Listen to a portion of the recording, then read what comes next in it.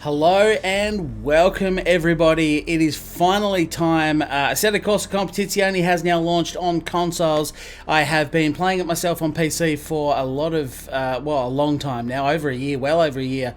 And I've been hoping for the longest time that this game was going to come to console so that the vast majority of my community who are based on PS4 can jump in and have a go. My wish appears to have been granted. We now have it on the PlayStation 4.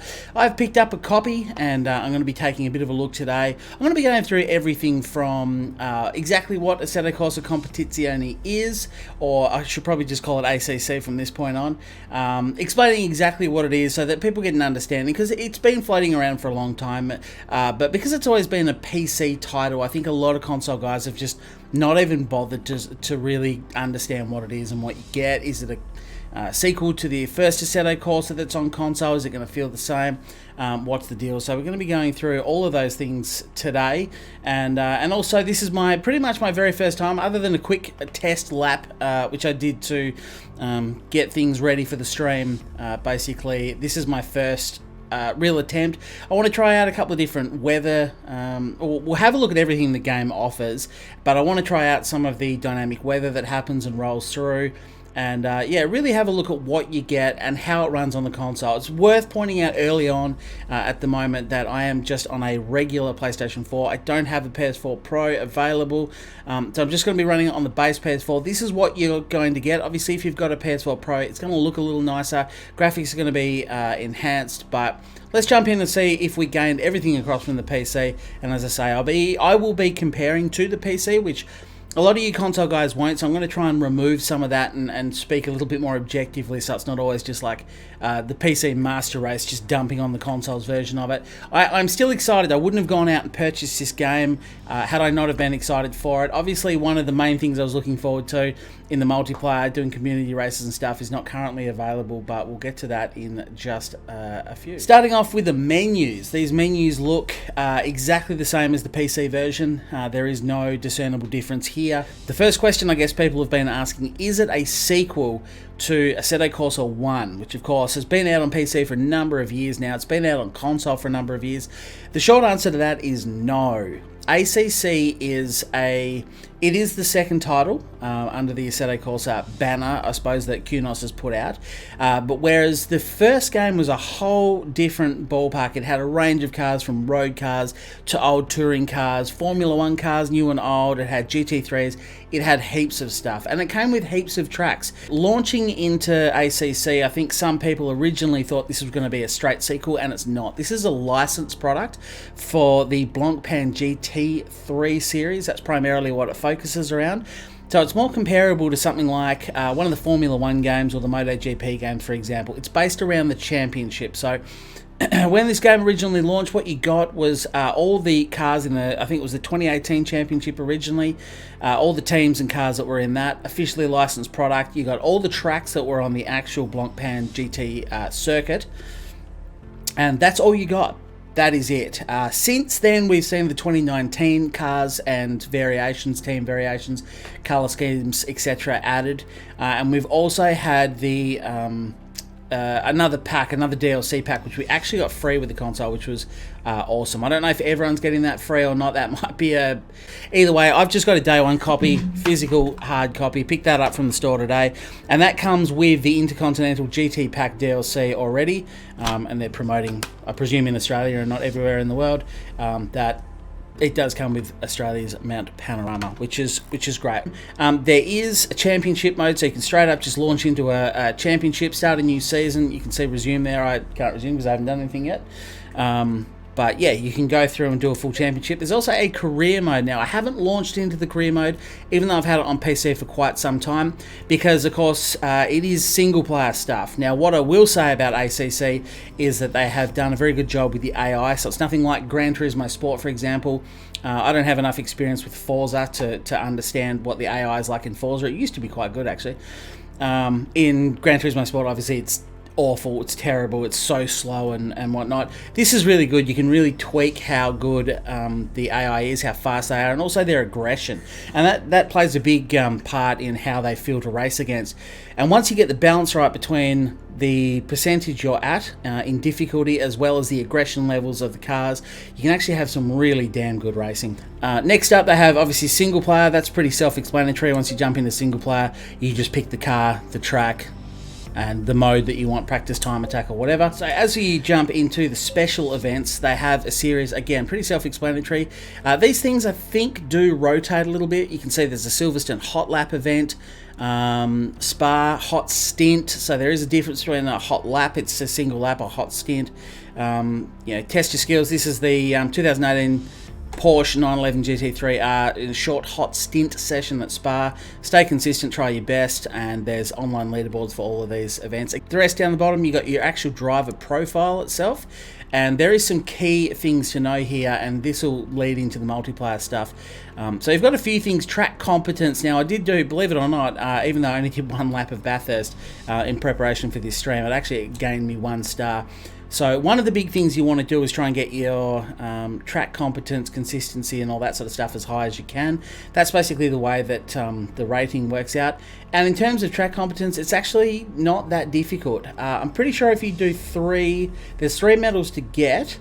And essentially, if you can do 4 clean laps in a row that aren't too slow, you'll just unlock all 3 stars. So yeah, you can read the individual things there, but that's basically what it is. If you go out there and do 4 relatively competitive, they don't have to be leaderboard topping, but 4 consecutive clean laps, you'll just unlock all 3 of the stars. That's been my experience, and you'll need to do that because some of the multiplayer events that they have been hosting on PC, at least, does require you to have 99 in that category or whatever it is.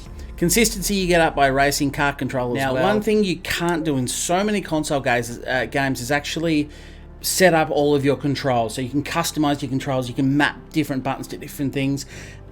In my experience, essentially, whatever the control scheme, there's a few preset control schemes you can choose, and you just got to learn to do that. The good news about this, and I have already checked that out, is you can actually go and map all of your buttons there. So it's not just shift up, shift down. You can select where your starter is, you can select where your pit limiter is, and that's great for me because coming from the PC, I always map across all the games, iRacing, ACC. I map all of them in the same spot so that my brain doesn't have to go, oh, hang on, where's the pit limiter in this game? I just map it always to triangle. It's just something I've stuck with forever, and you can do it for all that stuff. So that's great. You can actually map it. In terms of the steering wheel, it's a little bit strange. So the game didn't initially pick my wheel up. I've got a Thrustmaster T300, the Gran Turismo, the GT T300 RS, I think it is. So I've got that set up. The game doesn't appear to pick it up in any way. The first time it just didn't work. I restarted the game, restarted the console, and it functioned. So maybe a legacy bug that they had in AC1.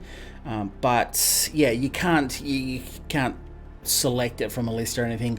Presumably the console either recognizes your steering wheel, the game recognizes your steering wheel, or it doesn't. It's as simple as that. So you still sort of have the typical limitations on console that you would tend to expect for all console games.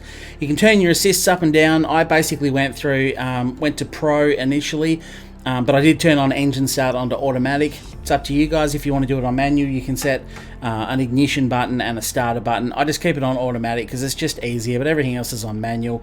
Ideal line turned off, stability control turned off. And that's probably about it. And the HUD you can customize as well. So you can see I've got mine in kilometers an hour. Obviously, your mileage may vary depending on where you are in the world. You might want the old-fashioned, whatever it's called, your miles per hour, etc. So, without further ado, I'm going to start off pretty simply on a track that I know, track that I compare directly to. We're going to get out there and spin a lap. I think I'm probably going to start on Bathurst. I know the track. I'll jump in the Ferrari. I've picked out Stephen Earl just because he's a badass looking old dude.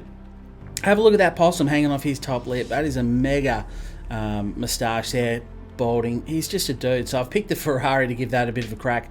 And we're going to start off in the day, and then I want to test out some night. I want to test out rain and maybe even some transitional weather and see what we can see. Obviously, graphically, it's going to be a point of discussion. I'm going to try not to get too PC Master Race again. I really want to think objectively, because ultimately, if you don't have a PC and you only have a console, you don't really care how much better things can be on the PC. All you care about is if it's going to be playable. You know, yes, this is locked to 30 FPS. Yes, the graphics have been turned down. Is that a problem? That's what we're going to try and find out. The good news is that everything else, like the audio, which is amazing in this game, not just the car audio, but ambient, how it sounds inside the car, the flickering of rocks as you go through gravel or over grass and all that sort of stuff. So that has all transferred across, and the car physics, all the different suspension movements and stuff, it's such a more complex system than something like Gran Turismo or even Forza for that matter.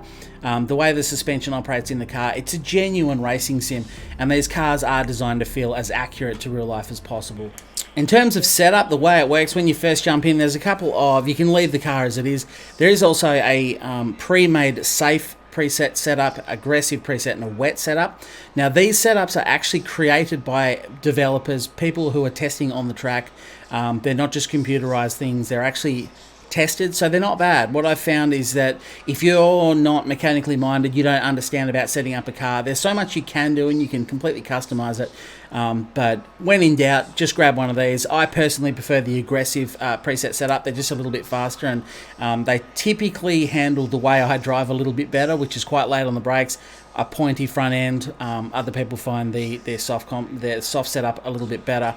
But yeah, as you can see, there's heaps of customization if you want to go through it.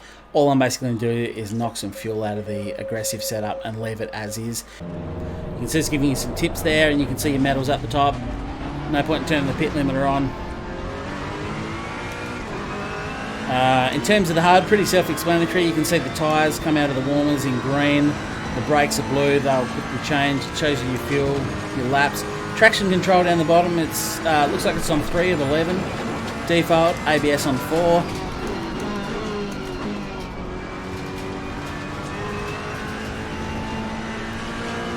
I've left the force feedback as is where is. So I'll see how that's feeling in a lap or two. It's not too bad.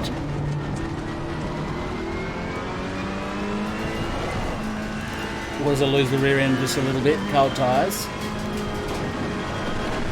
So one thing you can immediately notice, and if you've been watching my streams previously, I'll try and keep it off the wall there, is graphically, yes, it has definitely taken a hit. It is nowhere near what the PC looks like, but you have to expect that. They've downsized the game.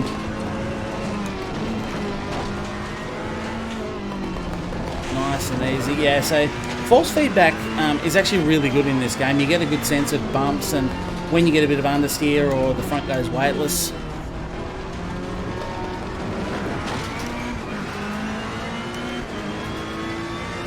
But you can see, like, the trees are very 2D, the grass is a bit average. I can't see any graphical improvements coming. They've just ported this game across. Maybe for the next generation of consoles they'll increase it. Fair bit of popping you can see on the screen as you look down the field. Sort of see some signs and things coming in.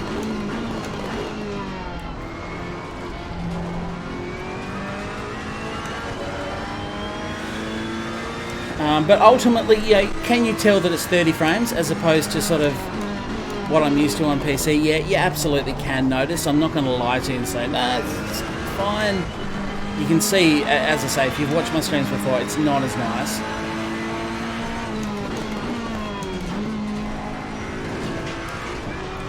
Feels a little weird after all the iRacing I've been doing lately. But it feels right. It feels exactly the same as PC. The way the car handles, the way it sounds, it's all good. Graphics are lower, frame rate's locked at 30, but